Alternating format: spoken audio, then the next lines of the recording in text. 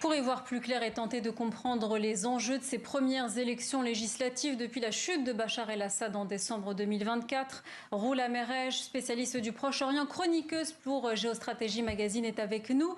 Bonjour Roula, merci d'avoir accepté notre invitation. Vous êtes d'origine syrienne. Après 50 ans de dictature et près de 14 ans de guerre civile, la Syrie va donc se doter d'une assemblée du peuple transitoire. Est-ce qu'on peut parler d'un pas en avant? Quel est l'état d'esprit de la population? Alors, je pense que oui, bien évidemment, c'est un pas en avant, puisque comme vous l'avez dit, le pays sort de 50 ans d'un règne autoritaire par la famille Assad, 14 ans de guerre civile.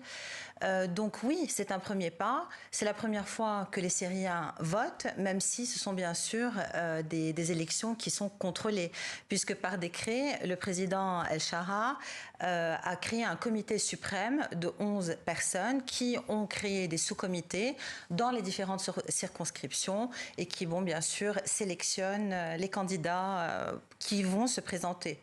Donc oui, ce sont des élections qui sont contrôlées, mais nous ne pouvons pas nous empêcher de dire que c'est un premier pas, que le régime Assad a complètement confisqué le rôle de toutes les institutions, que comme tout bon régime autoritaire doit faire pour justement garder le pouvoir exclusivement aux mains du président. Donc c'est quelque chose de positif, bien évidemment.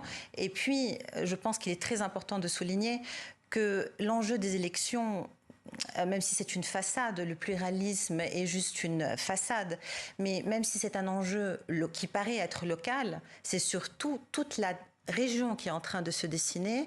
La chute du régime a entraîné la fin de la mainmise iranienne sur la Syrie, sur le Liban, sur toute la région. Donc c'est une nouvelle page, oui, en tout cas qui se tourne. Avec ces élections, quel message veut envoyer Ahmed El-Shara à la communauté internationale? Est-ce que ces élections législatives vont permettre à la Syrie de continuer sa normalisation diplomatique? Alors, je ne pense pas que c'est seulement les élections législatives qui vont permettre de continuer l'enjeu de la Syrie sur la scène régionale. On va dire que c'est une diplomatie qui est assez transactionnelle, puisque aujourd'hui, ce que nous sommes en train de constater, et d'ailleurs c'est très nouveau, nous voyons un gouvernement qui est en train de négocier avec Israël un contrat de paix.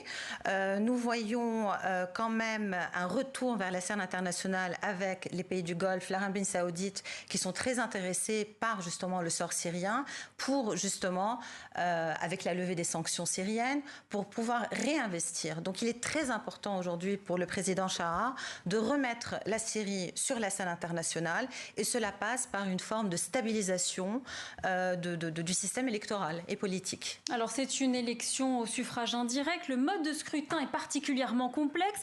Concrètement, comment ça va se dérouler, sachant que 2 provinces du nord-est de la Syrie sous contrôle des Kurdes et celle de la majorité druze à Soueda, qui a été le théâtre de récentes violences, sont exclues du processus? Est-ce qu'il faut craindre un manque de représentation des minorités et la mainmise des islamistes? Alors, il ne faut pas oublier déjà que la Syrie est un pays avec une majorité sunnite. Donc oui, effectivement, comme partout, les minorités ne sont souvent pas représentées ou protégées. Mais par contre, il y a un événement que je trouve très intéressant. Nous avons un certain monsieur Hamra qui est de confession juive et qui se présente à la circonscription de Damas. Ça, c'est inédit. C'est assez inédit. Donc, ce qui laisse présager quand même une certaine ouverture. Ça reste quand même un pluralisme de façade. À Alep, dans la région d'Alep, nous avons par exemple sur 700 candidats, nous avons 14 représentants chrétiens. Nous avons aussi des Alaouites qui constituent une minorité syrienne dont le régime Assad faisait partie, qui est en train aussi de se présenter sur des sièges de Damas. Donc oui, mis à part 2 régions très spécifiques, donc qui est la région nord-est syrienne qui appartient donc à l'administration kurde, autonome kurde, qui refuse ces élections, et bien sûr Souaïda, la région druze, qui préférerait être sous protectorat israélien.